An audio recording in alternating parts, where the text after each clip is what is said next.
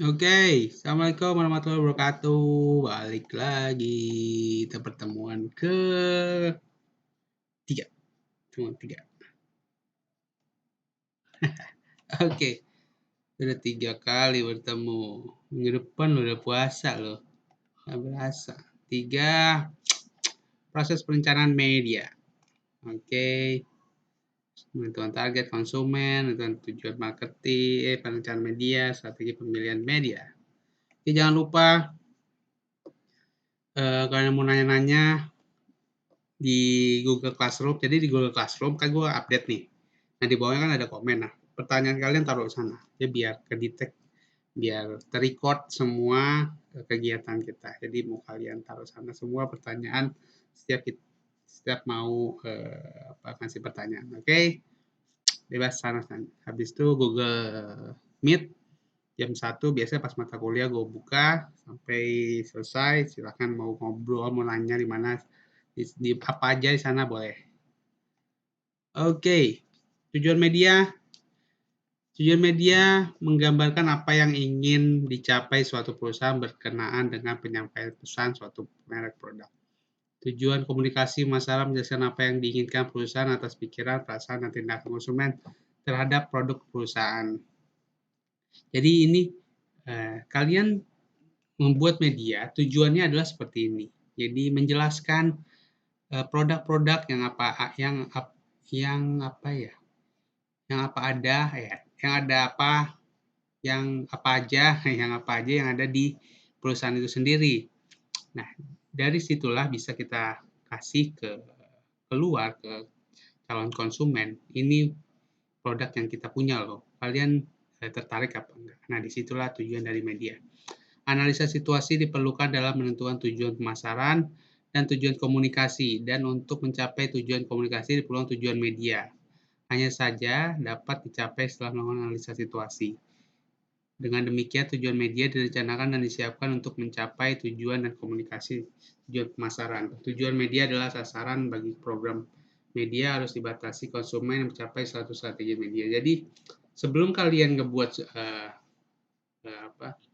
sebuah hasil media, kalian harus punya analisa dulu kenapa kita ngebuat ini. Jadi jangan sekedar buat bikin aja tanpa kita tahu ini manfaatnya apa, ini sasarannya siapa. Nah itulah yang harus dianalisa. Jadi kenapa harus ada analisa, baru pakai media apa, sosial media oke. Pertama analisa. Analisa dulu ini produknya buat siapa? Nggak semua orang suka dengan produk ini. Kan ada orang yang senang, ada yang enggak. Jadi jangan kita langsung gampangnya adalah zaman sekarang itu orang males diiklankan. Pasti kalian pada iklan pasti skip.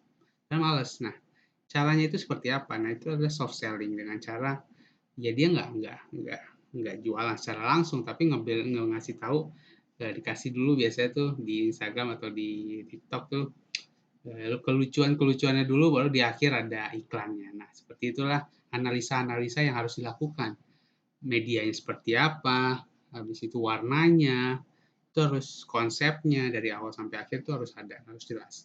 Dan media yang dipakai, tujuan targetnya. Kalau tujuannya banyak, ya kalau anak muda bisa ke TikTok, bisa ke Instagram. Jadi harus jelas. Jangan sekedar cuman millennials, Pak millennials, nggak bisa. Jadi harus lebih spesifik dan benar-benar terarah. Ada beberapa langkah yang harus diperhatikan dalam penentuan tujuan media. Berikut ini langkah yang harus diperhatikan dalam penentuan tujuan media. Cakupan target pasar, pemasang iklan harus menentukan target pasar yang mana yang akan menerima pesan iklan yang paling banyak. Melalui media apa pesan iklan paling dapat menjangkau atau mencapai target konsumen yang diinginkan. Oke, jadi cakupan target pasarnya harus jelas.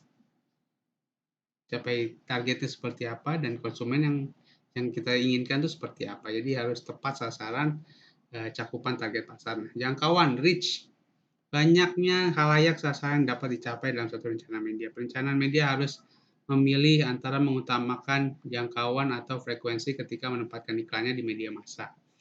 Reach itu sangat mempengaruhi hasil. Jadi ada namanya hukum Pareto, di mana semakin banyak kita memperbanyak jangkauan, semakin besar juga produk itu terjual, dibeli. Nah, misalnya contoh, ada 5 tahapan tuh biasanya di setiap marketing. Ada reach, kita kenalin dulu aja, kenalin dulu sebanyak-banyaknya, misal 100. Nanti dia makin dekat, apa ya, 100 ini tahu dulu. 100 habis itu berkurang menjadi 50. Dari 100 orang tahu mungkin 50 yang mendekat. Habis itu 25 yang makin dekat. Habis itu 5 yang yang udah suka. Dan cuma satu nih yang berhasil beli. Jadi dari 100 cuma satu yang mau beli. Nah, ini kan ada tahap-tahapan ya. Jadi artinya kalau 1.000 orang berarti yang kena nih bisa 10 orang nih yang beli ini. Nah, jadi seperti itu. Jangkauan diperbanyak, traffic diperbanyak untuk memperbesar peluang biar dibeli. Ya seperti itu ya. Jangkauan itu penting sekali. Target jangkauan jangan memiliki pengertian the portion of communication vehicle audience that is in a brand target market. Bagian audiens dari suatu kendala komunikasi yang menjadi target pasar suatu merek. Jadi itu penting sekali target jangkauannya kita buat cakupannya. Ini segini, ini besarnya segini, ini kita bisa targetnya 1 juta orang. Ini 1 juta akun. Nah, seperti itu. Frekuensi jumlah waktu rata-rata mereka yang dijangkau untuk memiliki peluang terekspos oleh pesan merek dalam suatu periode tertentu. Jadi frekuensinya harus jelas kapan itu bisa terekspos oleh si calon audiens. Misalnya audiens yang menggunakan frekuensinya media massa, secara elektronik maupun yang konvensional. Nah, itu harus jelas itu frekuensinya ya. Harus satu target karena kalau enggak dia akan bosan melihatnya. Objek komunikasi Minyak Jinggo, ada tahu nggak Minyak Jinggo? Minyak Jinggo ini rokok deh masalah ya. Kepada target audiens mengenai perubahan brand image Minyak Jinggo itu membangun image baru, image yang dianggap rokok orang tua. Karena selama ini kental sosok Jamal Mirdad dalam konsumsi orang tua kemudian dipandang audiens sebagai rokok orang tua. Upaya produsen membangun image baru di Minyak Jinggo Poltek yang mudah. Jadi yang dipakai Minyak Jinggo kalau gue tahu itu ya benar-benar persepsi gue adalah itu rokoknya orang tua. Jadi si Minyak Jinggo ini dia pengen ngerubah pasar nih. Jadi karena yang kaum senior ini udah semakin menipis dan orang muda sekarang menganggap itu Minyak Jinggo itu rokoknya orang tua. Nah, strateginya adalah yang dilakukan untuk merubah target audiens. Sudah lagi nggak orang tua, tapi udah ke anak muda. Nah, jadi pelan-pelan si Minyak Jinggo ini ngebuat riset, habis itu ngebuat iklan atau melalui media mana untuk image-nya itu terbangun kembali. Menetapkan strategi media dan Ken mengemukakan pengertian strategi media yaitu ide atau gagasan mengenai bagaimana tujuan media akan dicapai melalui seleksi berbagai kombinasi media. Menurutnya, setiap tujuan media dapat memiliki lebih dari satu strategi media. Jadi, strategi itu banyak sekali bisa digunakan. Marketing mix, media mix, apa aja bisa dipakai di sini. Jadi, bukan hanya strategi satu saja, tapi banyak sekali yang bisa kita buat. Suatu strategi media yang baik harus menyatakan bagaimana media dapat membantu menciptakan suatu pengalaman merek, brand experience bagi konsumen dan calon konsumen. Strategi media yang baik untuk seleksi dan penggunaan media kreatif. Jadi brand experience itu sangat dibutuhkan. Kalian tahu brand experience? Brand experience adalah pengalaman selama kita menggunakan market itu atau produk itu. Jadi dari awal, misal kalian masuk ke toko sepatu nih. Nah, toko sepatu ini kalian bisa, pas masuk toko, atau toko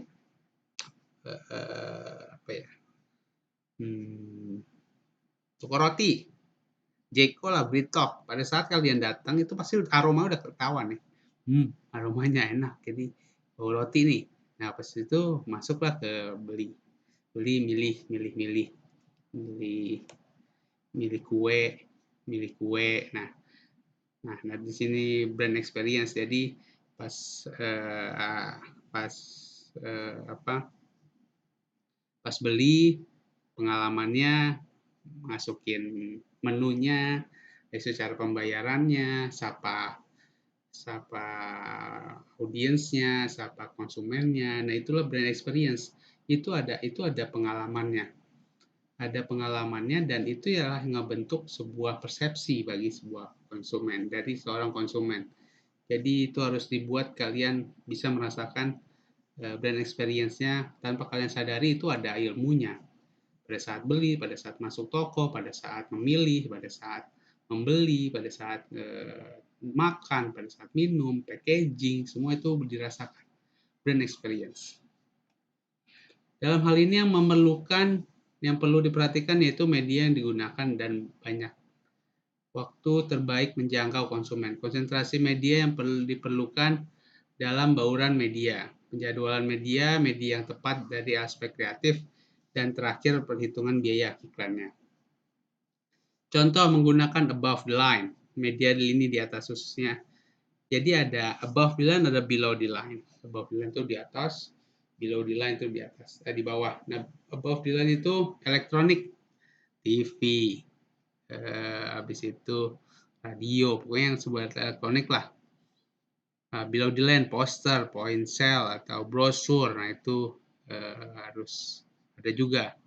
Through the line, mengadakan event. Nah itu yang harus semua punya strategi masing-masing. Elektronik itu banyak sekali jenisnya dan strateginya beda-beda. Below the line, poster. Nah poster itu juga harus tepat sasaran, ngasihnya itu kemana, buang-buang posternya kemana. Kalau cuma sekedar buang doang nggak kena, itu jadinya buang-buang uang, nggak maksimal. Event ini harus dibuat karena biasanya tergantung dengan apa yang disukai konsumen. Misalnya banyak konsumen yang target konsumennya ini penyanyi atau yang suka penyanyi. Nah, siapa yang penyanyi yang diundang untuk meramaikan acara ini? Nah, itu biasanya event itu through the line. Oke. Media strategi merupakan cara mencapai tujuan, bagaimana pesan sampai ke segmen, serta menjelaskan mengenai strategi, taktik gunakan. Salah satu faktor penting dalam menentukan strategi media adalah tipe atau jenis produk. Apakah termasuk dalam produk keterlibatan tinggi atau produk keterlibatan rendah. Jadi faktor itulah yang diperhatikan oleh media. Strateginya seperti apa. Jadi keterlibatan ini rendah atau enggak ya, ini tinggi atau enggak ya.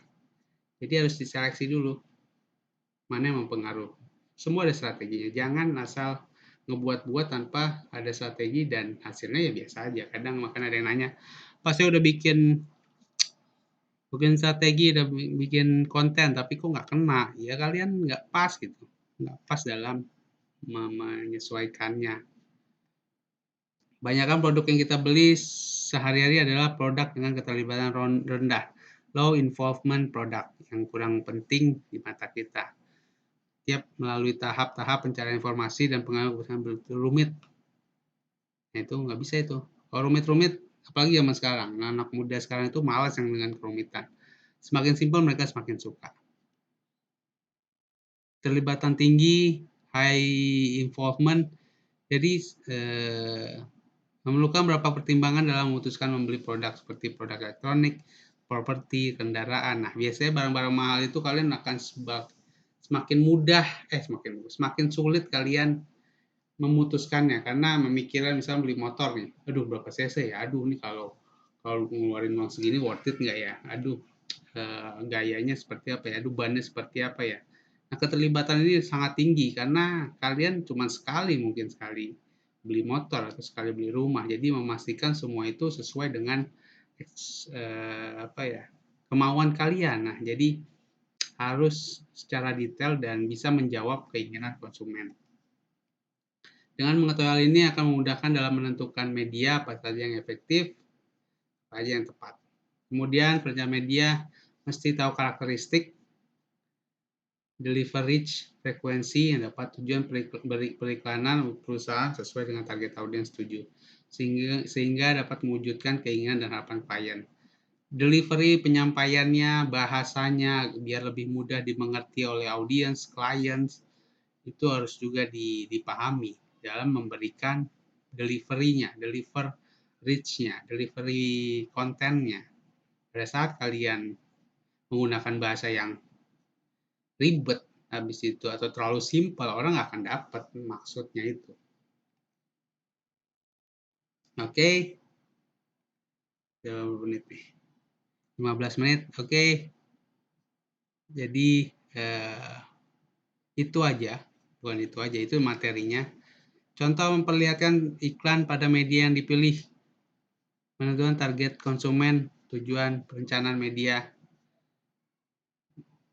Mencari contoh laporan sederhana, contoh iklan media massa.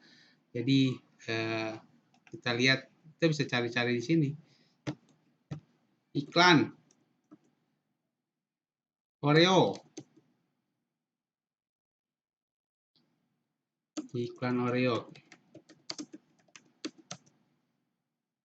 Afrika. Nah, kalian udah ingat nih iklan Oreo yang Afrika itu. Nah, kalau kalian coba, nih. Coba kalian lihat Oreo itu bisa gampangnya ya, pernah gue kasih tahu sih.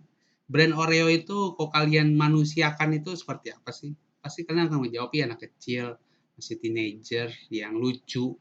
Nah, itulah media. Afrika, iya. Ada yang baru nih. Apa? Pakai ini dulu ya. Udah siap? Udah. Nanti dingin loh. Iya, es krim rasa orang. Jarum. Ini Oreo ice cream flavor rasa orange. Rasakan dinginnya. Diputar, dijilat, dicelupin. Hanya.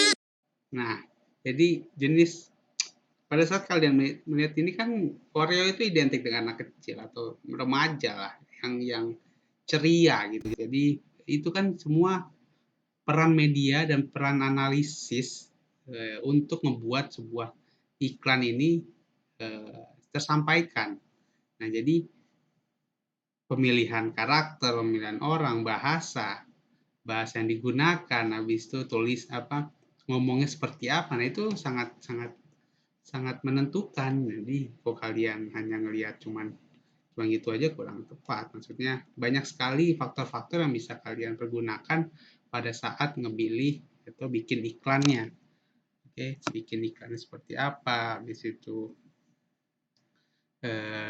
target audiensnya siapa, habis itu pengambilan gambarnya gimana, backgroundnya. Nah, itu adalah yang harus kalian pahami. Apalagi zaman sekarang semua udah green screen tuh.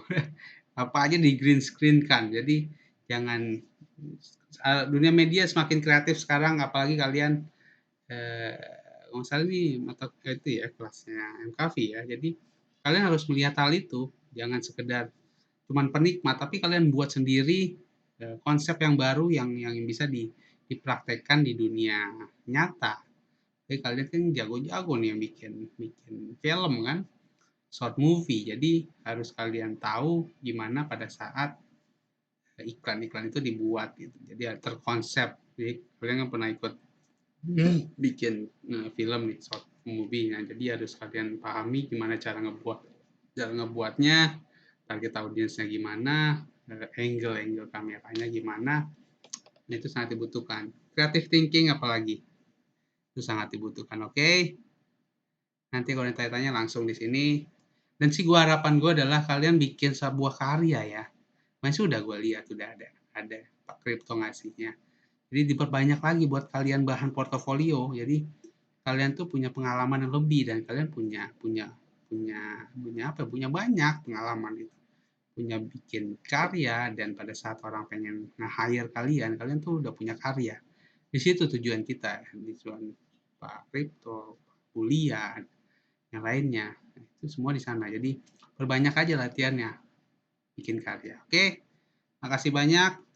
Tanya-tanya Assalamualaikum warahmatullahi wabarakatuh. Jangan lupa absennya di grup. Saya tunggu. Saya mau semua pertanyaan yang kalian sampaikan di Google Meet, taruh nama kalian di hari tersebut. Oke, assalamualaikum warahmatullahi wabarakatuh. Ciao.